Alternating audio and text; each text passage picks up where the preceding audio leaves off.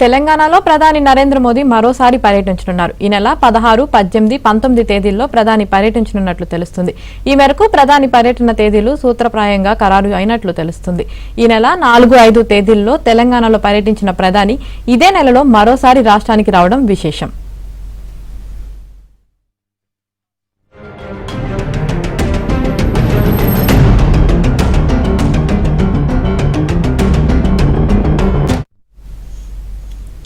Parliament ఎన్నికల నేపథ్యంలో BJP నేతలు తెలంగాణకు క్యూ కడుతున్నారు. రేపు కేంద్ర హోంమంత్రి అమిత్ షా హైదరాబాద్ కు వస్తున్నారు. ఎల్బీ స్టేడియంలోని సభకు హాజరు కానున్నారు. ఎన్నికల ప్రచారంలో భాగంగా బీజేపీ అగ్రనేతలు రాష్ట్రానికి క్యూ కడుతున్నారు.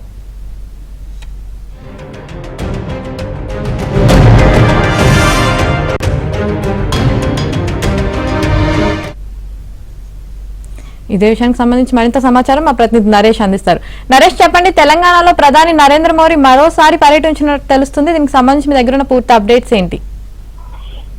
ప్రధానమంత్రి నరేంద్ర మోదీ 3 రోజుల పాటు తెలంగాణలో పర్యటించబోతున్నారు. ఈ నెల 16, 18, 19 3 బహిరంగ సభలో ఆయన పాల్గొనే అవకాశం కనిపిస్తుంది. ఇప్పటికే ఆయన షెడ్యూల్ కు సంబంధించి తెలంగాణ బీజేపీ శాఖకు ప్రధానమంత్రి కార్యాలయం నుంచి సమాచారం అందినట్టు తెలుస్తుంది.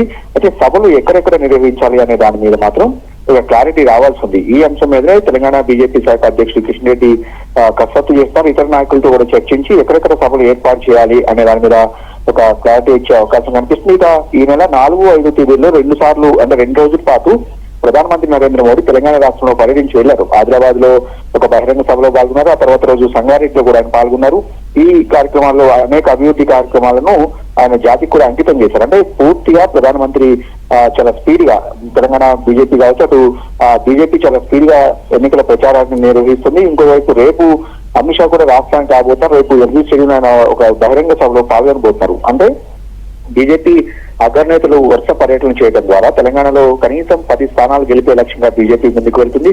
35% ఓట్ షేర్ సాధించాలనేది బీజేపీ ఒక టార్గెట్ గా పెట్టుకుంది. సో ఇందులో భాగంగానే అమిత్ షా, జేపీ నడ్డాతో పాటుగా ప్రధానమంత్రి నరేంద్ర మోడీ, కేంద్ర మంత్రులు కూడా పెద్ద సంఖ్యలో తెలంగాణ రాష్ట్రంలో పర్యటించబోతున్నట్టు తెలుస్తుంది. అనేక మంది కేంద్ర మంత్రులు స్మృతి ఇరానీ కావచ్చు, నిర్మలా సీతారామన్, రాజ్నాథ్ సింగ్, నితిన్ గడ్కరీ లాంటి కేంద్ర మంత్రులు కూడా పెద్ద ఎత్తున బహిరంగ సభలో పాల్గొనబోతున్నారు. సో దీనికి సంబంధించిన రూట్ మ్యాప్ అంతా కూడా సిద్ధమవుతుంది. ఇక 2-3 రోజుల్లోనే ఎలక్షన్ కోడ్ వచ్చే అవకాశం ఉన్న నేపథ్యంలో ప్రధానమంత్రి రాక కొంత ప్రాధాన్యతను సంతరించుకుంది. అంటే ఎలక్షన్ కోడ్ వచ్చిన తర్వాతే ప్రధానమంత్రి సభలో ఉండే అవకాశం కనిపిస్తుంది. ఎందుకంటే ఈ నెల 15వ తేదీలోపు ఎప్పుడైనా ఎలక్షన్ కోడ్ రాబోతుంది, ఎలక్షన్ షెడ్యూల్. సో ఈ నేపథ్యంలోనే ప్రధానమంత్రి రాకకు సంబంధించి తెలంగాణ బీజేపీ శాఖ ఏర్పాట్లు చేస్తుంది. ఇక మధ్యలో ఒక రోజు 16వ తేదీన తెలంగాణ పర్యటించి 17 ఆంధ్రప్రదేశ్ కి పర్యటన వెళ్లే అవకాశం ఉందని కూడా తెలుస్తుంది. ఇక 18, 19 2 రోజుల పాటు ఆయన తెలంగాణలో బహిరంగ సభలో పాల్గొనబోతున్నారు.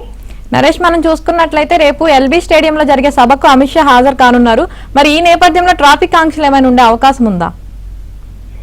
ఖచ్చితంగా రేపు 3 బహిరంగ సభలు తెలంగాణ రాష్ట్రంలో ఒక రకంగా పొలిటికల్ హీట్ మార్చి 12వ తేదీకి రేపు అత్యంత ప్రాధాన్యత ఉంది. ఇటువైపు అమిత్ షా హైదరాబాద్ వేదికగా ఎల్బీ స్టేడియంలో ఒక సభను నిర్వహిస్తారు.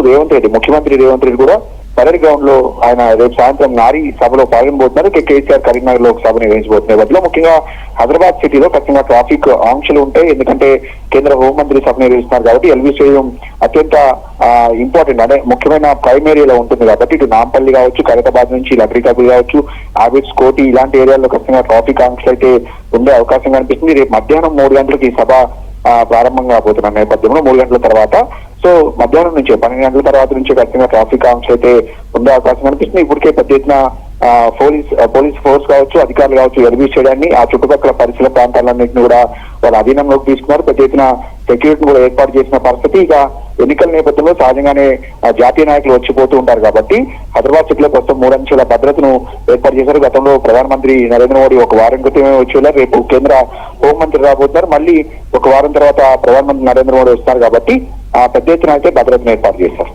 Right, thank you Naresh.